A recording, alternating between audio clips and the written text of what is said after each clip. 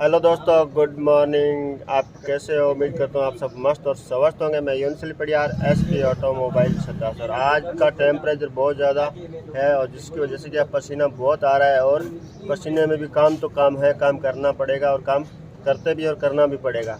तो अपने पास आई है कल की आई हुई ये bike Pulsar 220 old is gold, मतलब पुरानी बाइक है। इसमें क्या है, स्टार्ट नहीं हो रही थी, बाइक गिरने की वजह से।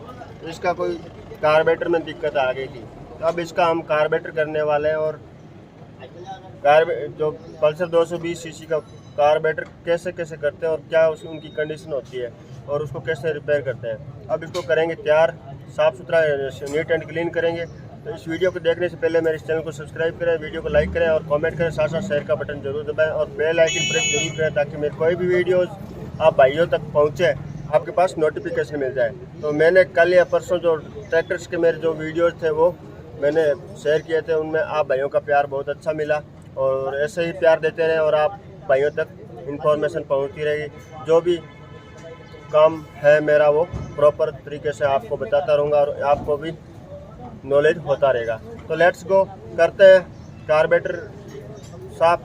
तो कार्बेटर हमने पल्सर 220 का कार्बेटर हमने खोल दिया और ये पड़ा सामने इसके अंदर। अब कार्बेटर CD डीलक्स जो 100 सीसी 150 सीसी बाइक्स में अलग, 100-125 सीसी बाइक्स में अलग आता है, लेकिन पल्सर 220 में अलग आता है।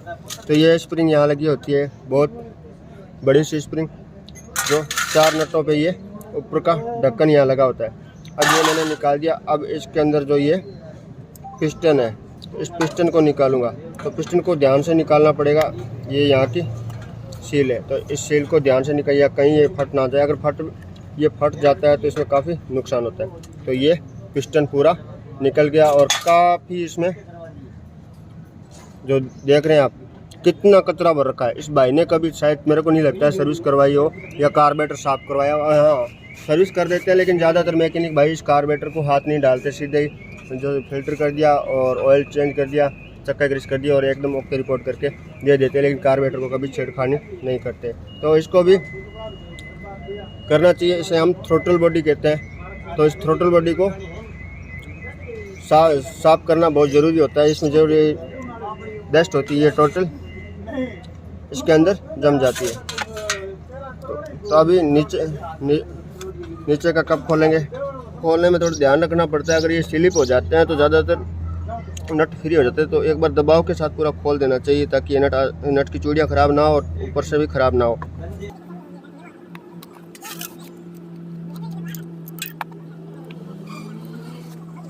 अब खोल के इसके अंदर देखते हैं कितना सा कचरा है, और इसमें पानी भी निकला था क्योंकि काफ़ी टाइम से नहीं हुआ। तो जो इसके अंदर टंकी के अंदर हल्का सा पानी बनता है वो कार्बेटर में आ जाता है, वो भी इसके अंदर निकला था। मैंने निकाला, शायद मैं आपको दिखाऊंगा वीडियोज़ में या साइड में क्लिप डाल देता हूँ। अब ये है अंदर की कंडीशन और ये इसका फ्रूट। तो ये फ्रूट मैंने खोलना ज़रूरी है।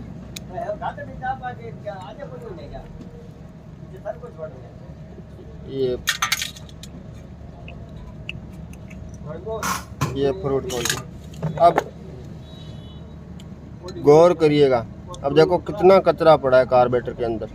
तो ये काफ़ी टाइम तक इन्होंने सर्विस करवाई है, लेकिन किसी भी मिस्त्री भाई ने इसको खोला नहीं है। और जो देख रहे हैं अंदर कितना रहता है, तो ये इन वाल्व्स के अंदर जम जाता है जहाँ से पेट्रोल और हवा जाती है। तो ये बाइक स्टार्ट नहीं होती या फिर स्टार्ट होती है तो मिक्सिंग ज़्यादा करती रहती है। और नीचे का ढक्कन दिखाता हूँ मैं, ये वाला। तो इसके अंदर आपको दिख रहा है कितना कचरा।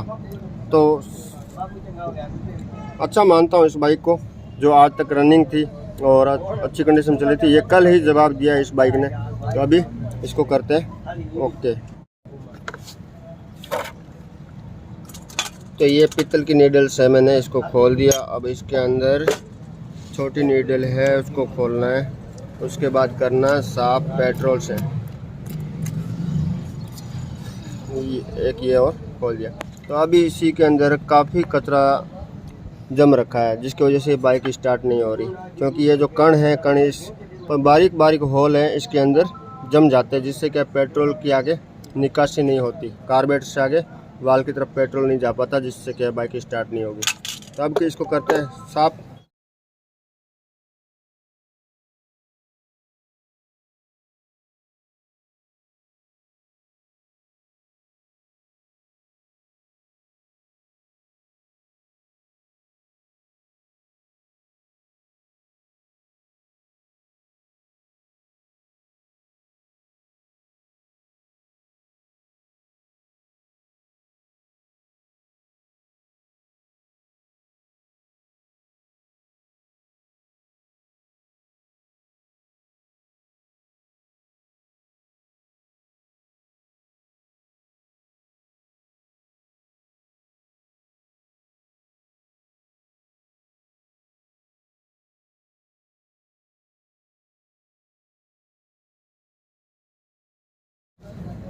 तो वेलकम बैक गाइज।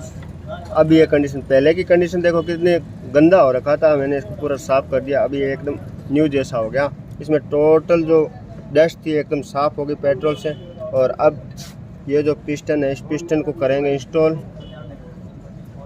अब पिस्टन को इंस्टॉल करने का कोई ज़्यादा झंझट नहीं होता। अब ये जो ऊपर की जो रबड़ है, अब इसमें देख रहे हो शायद तक, ये एक साइड मतलब कोर से बाहर है, तो इसको यहाँ फिट करना है, तो ये अपने आप पिस्टन सेट हो जाएगा। तो एक बार मैं ये पूरा सेट कर दिया आराम से, एक बार घुमा के। अब ये यहाँ पूरा हो गया। अब ये जो पैकिंग है, इस पैकिंग को पूरा मैं यहाँ बैठा दूंगा। तो इस वीडियो बनाने का मकसद है कि ज़्यादातर मैकेनिक भाई या नए बंदे हैं जो सीख रहे हैं, तो वो काफ़ी सोच विचार के सोच में पड़ जाते हैं, फिर विचार विमर्श करने लग जाते हैं कि यार इसको खोल लें, क्या पता इतना बड़ा कार्बोरेटर है। तो अगर इतना बड़ा कार्बोरेटर है तो इस कार्बोरेटर में ऐसा कोई झंझट नहीं होता। और उसके बाद ये स्प्रिंग लगाना ना भूलना, क्यों ये बहुत ज़रूरी है। पिस्टन जब ऊपर आता है तो इसको वापस डाउन करने के लिए, तो ये लगाना मत भूलें। और ये ढक्कन है, इस ढक्कन में भी यही जो चारों तरफ है, तो एक तरफ ऊपर उठा हुआ है, तो इसको भी यहाँ इसके ऊपर पूरा सेट करना है। और उसके बाद ये 4 नट है, 4 नट टाइट कर देने हैं।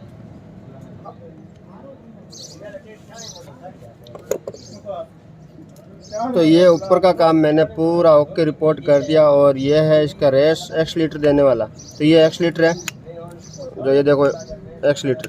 और ये जो दिख रहा है, तो ये बजाज की गाड़ी में ऑटोमेटिक चौक है। जब भी आप सर्दी में गाड़ी को स्टार्ट करोगे तो पहले स्टार्ट करने से ये जो चौक ऑटोमेटिक लग जाएगा। जब गाड़ी हीटिंग हो जाती है तो ये ऑटोमेटिक कट आउट हो जाता है। तो ये ऑटोमेटिक चौक कार में, डिस्कवर बाइक में, प्लस पल्सर में, बजाज की हर बाइक में ये ऑटोमेटिक होता है। तो इसको भी एकदम साफ़ सुथरा, अगर चौक काम नहीं करता तो इसको भी खोल के एकदम साफ़ सुथरा कर सकते हैं, लेकिन इसका चौक एक्यूरेट है। अब करते हैं आगे की प्रोसेसिंग, फ्रूट और लगाते हैं। तो फ्रूट को थोड़ा ध्यान से लगाना चाहिए, क्योंकि ये प्लास्टिक का आइटम होता है और काफ़ी पुराना हो जाता है, तो ये टूटने का डर ज़्यादा रहता है इसमें। तो अब इस फ्रूट को एकदम आराम से लगाएंगे। और अब फ्रूट को लॉक कैसे करते हैं, तो फ्रूट में लॉक करने के लिए ये अलग से नट, जो स्टील का नट है, तो ये लगेगा यहाँ। तो ये इस फ्रूट की जो डंडी है, जो लॉक डंडी, तो इसको पकड़ लेगा और फ्रूट वापस बाहर नहीं निकलेगा। तो इसको भी एक बार कर देते हैं टाइट। और ये नीडल्स हैं, तो ये दोनों मैंने एकदम साफ़ कर रखी थी। इस नीडल्स में कचरा आ रखा था, क्योंकि काफ़ी टाइम से इस बंदे ने कार्बोरेटर या फिर तो कार्बोरेटर को साफ़ नहीं करवाया था, इस वजह से क्या है, इसमें कचरा आ रखा था। अब लगाते हैं इसका नीचे का ढक्कन। अब इस कार्बोरेटर में ज़्यादातर क्या है, काफ़ी पुरानी बाइक से है, तो उसमें क्या है, रेसी बॉन्ड की ये पैकिंग किट है, ये दब जाती है। तो इसमें हल्का सा रेसी बॉन्ड भी अति आवश्यक है, अगर जो भी बंदा ये इस कार्बोरेटर को खोल रहा है, पुरानी बाइक का खोल रहा है। नई बाइक में ऐसी कोई दिक्कत नहीं होती, तो इसकी पूरी तरह अंदर बैठी हुई है, ऊपर की ओर नहीं उठी हुई, तो इसमें रेसी बॉन्ड लगाना ज़रूरी है। अगर नहीं लगाएंगे तो यहाँ से पेट्रोल लीकेज होने के चांस रहते हैं। प्रॉपर नहीं कह सकता, लेकिन चांस बनते हैं इसमें पेट्रोल निकलने का। तो इसको जब जड़ रहे हैं तो जड़ने से पहले ये थोड़ा सा हल्का सा रेसी बॉन्ड लगा देंगे, जिससे क्या है, ये पूरे विश्वास के साथ ऐसा सिस्टम हो जाएगा कि यहाँ से पेट्रोल नहीं निकल पाएगा।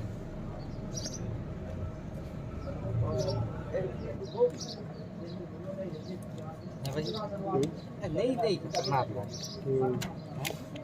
बूढ़ा कुंवारा बहुत माड़ो है। इन्हें बस 5 साल चलाई बेची 3 साल है ना।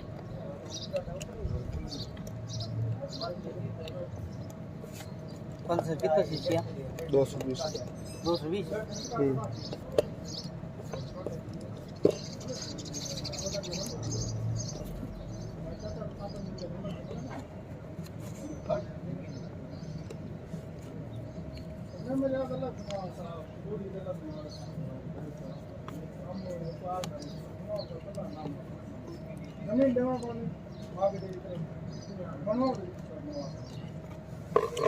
तो ये थ्रोटल बॉडी मैंने प्रॉपर तरीके से फिट कर दिया। अब ये ओके रिपोर्ट है। अब इसको लगाते हैं बाइक में और देखते हैं ये बाइक स्टार्ट होती है या नहीं होती या अदर प्रॉब्लम है। तो मेरे को जहाँ तक लग रहा है इसका यही फॉल्ट था जिसको हमने वॉश कर दिया और क्लीन कर दिया। अब करते हैं इसकी फिटिंग।